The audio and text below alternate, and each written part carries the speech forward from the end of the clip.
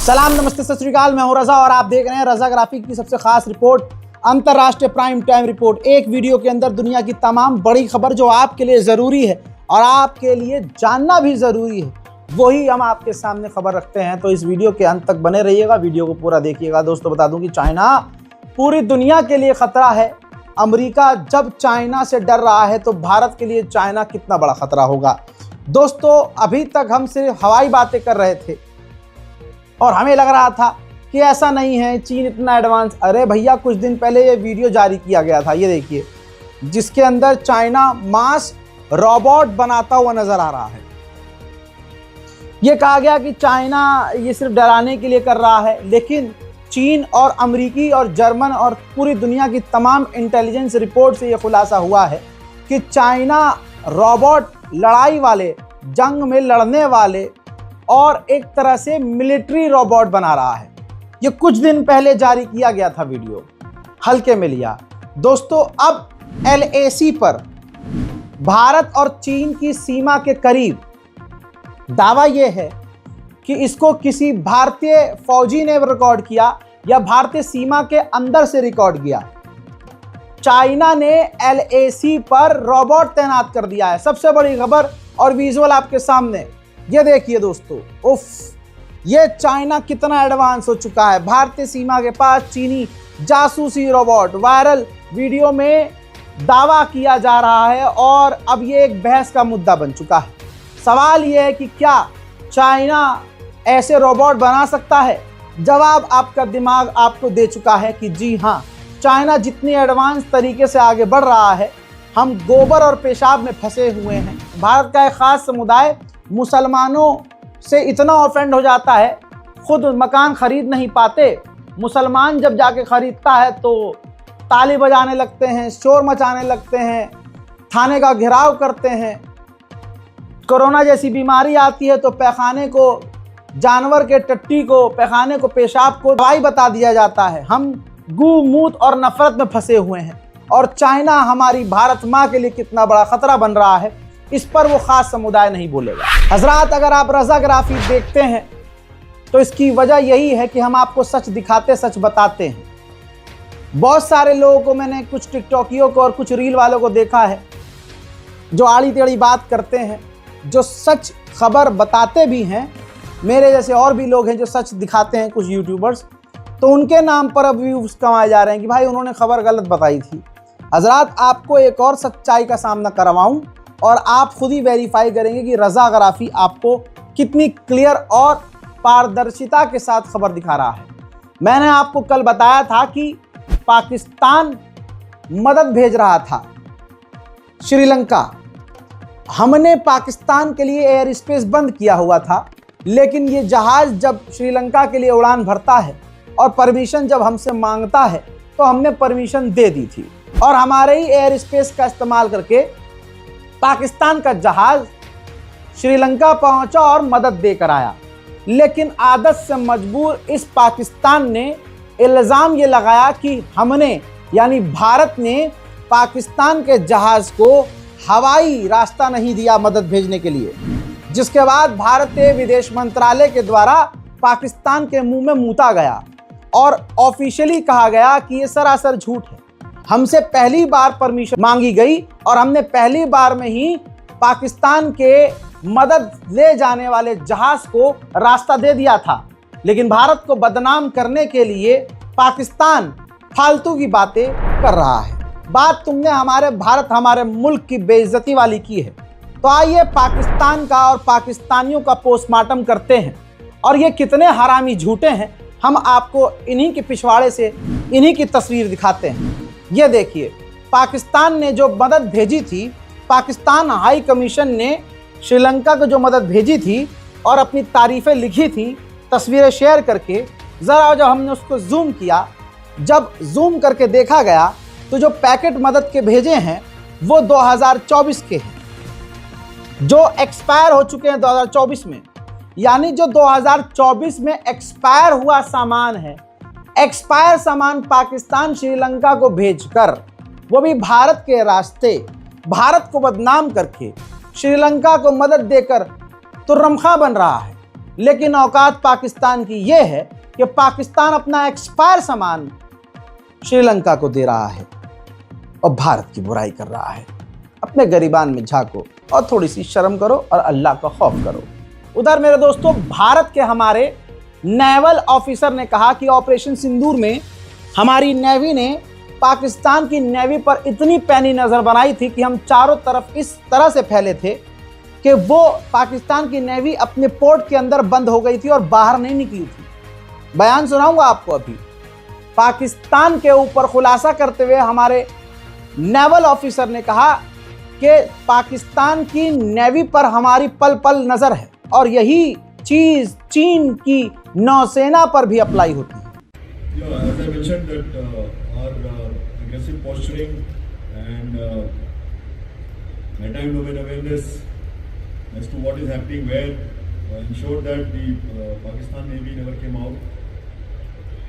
After the Sindoor, as I said, we are maintaining the operational tempo.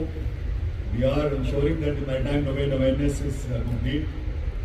We exactly know where are the Pakistani naval units deployed, and maritime domain awareness in the maritime warfare. उधर Russia ने किया है confirm कि जो दिल्ली यानी भारत को रूस तेल दे रहा है वो टेम्परेरी कम हो सकता है, यानी कम हुआ है।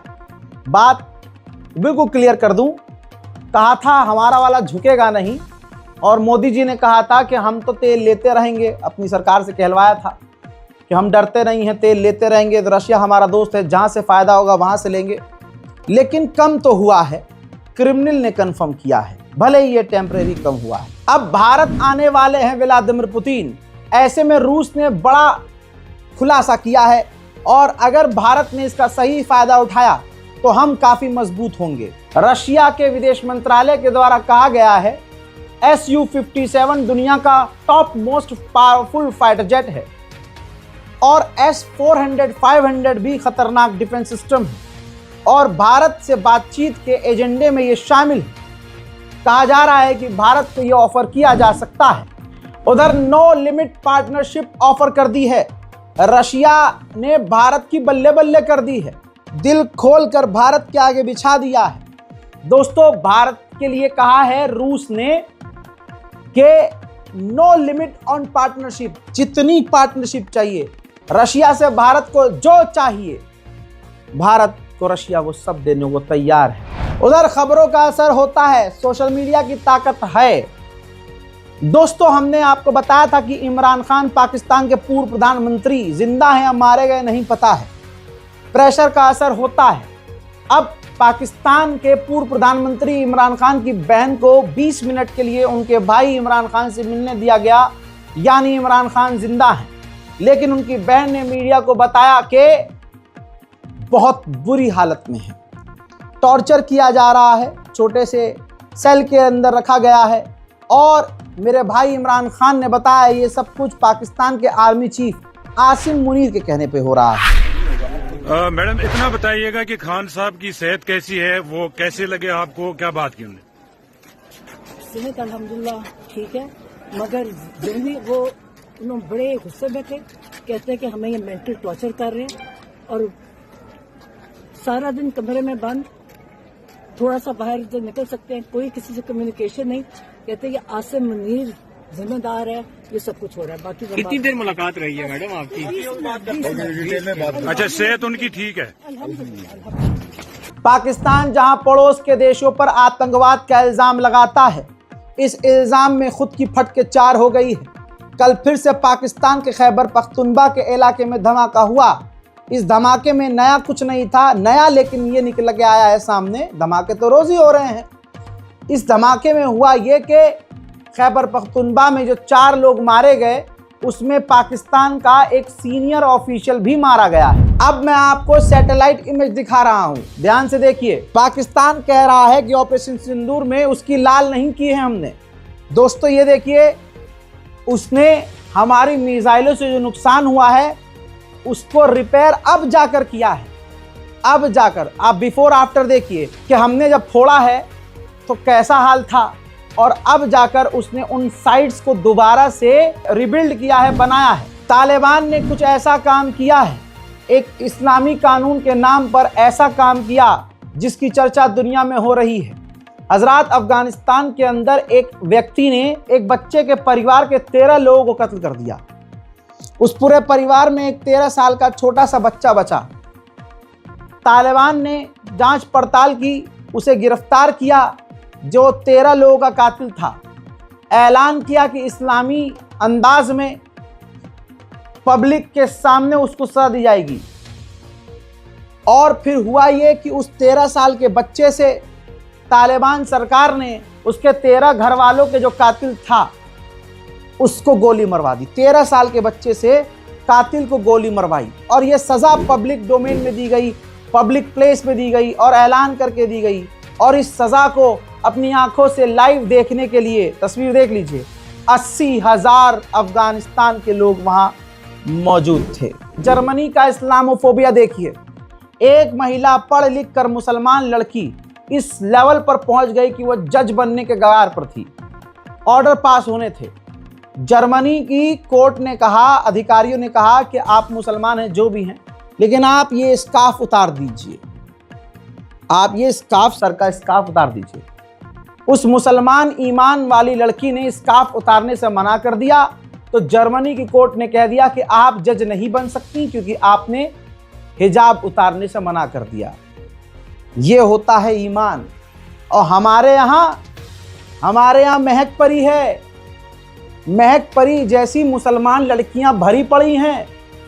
चंद लाइक्स और 30-40 हज़ार रुपया घर में आने शुरू क्या हो जाए, भाई साहब सर से हिजाब क्या, शर्मगाहों को छुपाने के लिए जो पहनना ज़रूरी होता है वो भी उतार के वीडियो बना रही होती हैं। और अब तो हाल ये है कि जब समाज विरोध करता है तो माँ बाप भी सामने नंगे होके आते हैं कि हमने ही तो कहा है, हमसे पूछ के बना रही है, उसका जिस्म उसकी मर्जी, चाहे नंगी हो, तुम्हें क्या है। क्योंकि भाई पैसा तो मिल रहा है ना माँ बाप को। माँ बाप जिंदगी भर जितना कमा नहीं पाए, आज हिंदुस्तान में ऐसे बहुत सारे महिला क्रिएटर्स हैं जिनके जवान भाई भी हैं, बेरोजगार हैं, बहन कमा रही है जिस्म दिखा के। और एक जर्मनी की वो औरत, वो लड़की, वो महिला, उसे मैं दिल से सलाम करता हूं और दाद देता हूं उसकी जरूरत की कि उसने नौकरी गंवाना कबूल किया लेकिन सर से हिजाब न उतारा। अफगानिस्तान के टेरिटरी से एक ड्रोन उड़ा, पड़ोस के मुल्क ताजिकिस्तान में गया और वहां धमाका हुआ। वहां पर चाइना के 3 नहीं, मरने वाले चाइनीज 5 हो गए हैं। तालिबान ने दोबारा रिपोर्ट किया है, दोबारा ऐलान किया है कि हम ताजिकिस्तान चीनी एजेंसियों के साथ मिलकर इस आतंकी हमले की जांच करने में मदद करेंगे। अब इसके बाद ताजिकिस्तान घबराया हुआ फिर रहा है, तो अब ताजिकिस्तान रूस से बात कर रहा है कि आप और यानी रूस की फौज और ताजिकिस्तान की फौज मिलकर अफगानिस्तान के बॉर्डर की पेट्रोलिंग करें। अमेरिका का जापान के अंदर मिलिट्री बेस है और उसने अपने मिसाइल, डिफेंस सब कुछ वहां तैनात किए हुए हैं। लेकिन चाइना की टेक्नोलॉजी के आगे अमेरिका क्या? चाइना की मिसाइलों का खतरा जब बढ़ा तो अमेरिका की हवा टाइट हुई और अब जापान के अंदर अपने अमेरिकी बेस के डिफेंस सिस्टम और मिसाइल सिस्टम को वो अपग्रेड कर रहा है। उधर जापान की महिला प्रधानमंत्री ने चाइना को लेकर जो ताइवान के समर्थन में बोल दिया था, वो विवाद इतना बड़ा हो गया कि चाइना और जापान के बीच उड़ने वाली 1500 फ्लाइट अब तक रद्द हो चुकी हैं और रिश्ते अभी भी पटरी पर नहीं आ रहे हैं। दोस्तों, चाइना और जापान के बीच एक आइलैंड है, विवाद है। चाइना कहता है हमारा है, जापान कहता है हमारा है। वहां पर एक इंसिडेंट हुआ, चाइना का समुद्री जहाज जापान के समुद्री जहाज से टकरा गया। दोस्तों, डोनाल्ड ट्रंप ने अपने टैरिफ को जस्टिफाई करते हुए कहा हमारे देश को, अमेरिका को बहुत सारे कंट्रीज मिलकर लूट रही थी। मैं जापान और साउथ कोरिया का तो नाम नहीं लूंगा, बल्कि मैं किसी का नाम नहीं लूंगा, लेकिन हमारे एलाइज भी, जो हमारे सहयोगी साथी भी हैं, वो भी हमको लूट रहे थे। Countries that were ripping us off, including allies, but they were ripping us off for years. I won't use the names. I won't mention Japan I refuse to mention South Korea. I will not mention names. But they were ripping us off like nobody's ever been ripped off before, and taking horrible advantage of your country. And now we're making a lot of money. We're making a lot of money because of the tariffs that are pouring in. Trump की चालाकी समझ लीजिए, आज समझा रहा हूं, कल आप देख लेंगे। ट्रंप के बयान के मुताबिक ट्रंप ने अपने मुंह से कहा है कि जो भी देश हमारे यहां ड्रग्स ट्रैफिकिंग करेंगे, यानी चरस गांजा ये जो गलत काम है वो करेंगे, जो भी देश जिसका भी इन्वॉल्वमेंट होगा हम उस पर हमला करेंगे। पहले बयान सुनिए। No, not just Venezuela. No, Venezuela's been very bad. Venezuela's been really bad in something else, probably worse than most, but a lot of other people do it too. They would send murderers into our country. They would empty their jails into our country. They send people into our country that we don't want. They sent their drug dealers and their drug people into our country. They sent people from their mental institutions into our country, and we're getting them out. That was bad. That was real bad. And they also said, इस बयान का मतलब यह है कि कल को America किसी पर भी इल्जाम लगा देगा कि फलाना देश हमारे मुल्क के अंदर तस्करी कर रहा है, नशा आम कर रहा है, ये कहते हुए ये इल्जाम लगाकर अमेरिका किसी पर भी हमला करेगा। उधर ऐलान कर दिया है वेनेजुएला को लेकर डोनाल्ड ट्रंप ने कि हम जमीनी हमला ड्रग कार्टल्स पर करने वाले हैं वेनेजुएला के पास। अमेरिका ने दादागिरी दिखाते हुए वेनेजुएला के स्पेस को बंद कर दिया था और सभी से कह दिया था कि कोई भी वेनेजुएला के एयर स्पेस इस्तेमाल ना करे, लेकिन कोलंबिया ने अपना जो एयरलाइन है, अपने जहाज हैं, वो वेनेजुएला के एयर स्पेस का इस्तेमाल करते हुए फ्लाइट्स को रिज्यूम कर दिया है, उड़ाना शुरू कर दिया है और अमेरिका यानी डोनाल्ड ट्रंप की बात को काट दिया है। हजरात, वेनेजुएला ने अप्रूव कर दिया है कि जिन भी वेनेजुएला के लोगों को अमेरिका अपने मुल्क से निकाल रहा है, हम उन तमाम वेनेजुएला के लोगों को कबूल करेंगे, अपने मुल्क में आने देंगे। हालांकि यही वेनेजुएला कुछ दिन पहले मना कर रहा था कि अगर वेनेजुएला का कोई व्यक्ति अमेरिका के द्वारा निकाला जाता है तो हम उसको नहीं लेंगे, लेकिन अब वेनेजुएला पटरी पे आ गया है। वहीं जो ईसाइयों के सबसे बड़े धर्मगुरु हैं, उन्होंने रिक्वेस्ट की है डोनाल्ड ट्रंप से कि वेनेजुएला के राष्ट्रपति के खिलाफ आप मिलिट्री का इस्तेमाल ना करें, हमला उन पर ना करें। Sobre Venezuela. Regarding Venezuela, together with the local bishops' conference and with the nuncio, we are searching ways to calm down the situation, mostly for the good of the people. Calmar la situación, buscar sobre todo el bien del pueblo, porque hay tantas veces quien sufre. Because very often, who suffers in these situations is the people and not the authorities. Las voces que vienen de Estados Unidos cambian. The voices coming from the United States change, and from time to time, pretty often, we have to see. On the one hand, it seems that there was a conversation on the phone between the two presidents. On the other hand, there is this danger, this possibility of an operation, including an invasion of Venezuelan territory. I don't know more.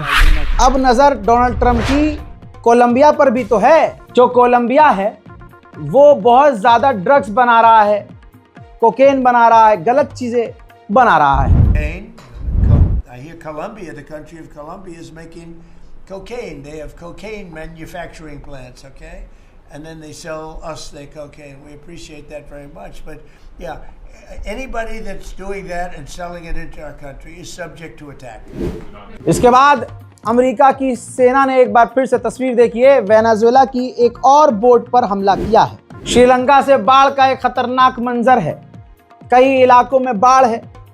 बताना चाहूँगा कि Indonesia में 750 मौतें हो चुकी हैं, Thailand में 162 और श्रीलंका में 410 मौतें हो चुकी हैं। 15 लाख लोग एक जगह से दूसरी जगह मूव हुए हैं। वियतनाम में 91 लोग मारे जा चुके हैं। उधर मेरे दोस्तों, यूएई ने 54वां ईद उल इत्तेहाद मनाया है। भाई अरब पे क्या भरोसा करें, अरब अपने ही नाम का कोई ईद वीद बना लेंगे भाई, अपने ही नाम की ईद। 54वीं इन्होंने वर्षगांठ मनाई है यूनिटी की। कमाल की बात यह है कि ये दिल्ली में हुआ था और यूएई की एम्बेसी में हुआ था और हमारे ट्रेड मिनिस्टर माननीय पीयूष गोयल भी इस प्रोग्राम में शामिल हुए और खूब जमकर नाचे। यही तो कमाल है, बीजेपी के दिग्गज नेता, सरकारी नेता, सरकार हमारे विदेशी मूल्यों के साथ कमर से कमर मिलाकर थिरकने को तैयार है, लेकिन इन्हीं के टटपुंजे नेता भारतीय मुसलमानों का विरोध और बाइकआउट करने की दोगली बातें करते हैं। उधर सूडान से आई है बड़ी खबर।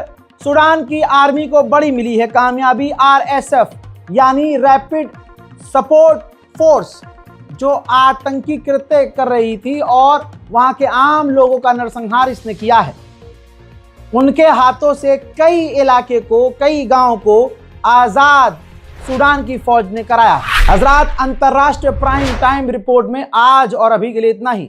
चैनल को सब्सक्राइब कर लीजिएगा ताकि आपको सबसे पहले हमारा वीडियो पोस्ट होते ही मिल जाए। ये वीडियो हम फेसबुक पर नहीं डालते, सोशल मीडिया के किसी और प्लेटफॉर्म पर नहीं डालते।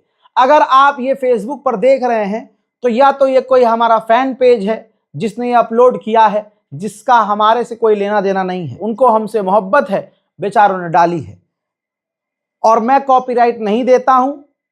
लेकिन जिस दिन हमारी वीडियो का गलत इस्तेमाल होगा, मुन्ना जितने ये फर्जी पेज चला रहे हैं आप लोग, ये सब डिलीट हो जाएंगे। लिहाजा अपनी ऑडियंस से कहना चाहता हूं, अगर डायरेक्ट आपको मुझसे जुड़ना है, डायरेक्ट और सबसे पहले खबर देखनी है, तो हमारे चैनल रज़ाग्राफी अनस्क्रिप्टेड को सब्सक्राइब करें। जय हिंद।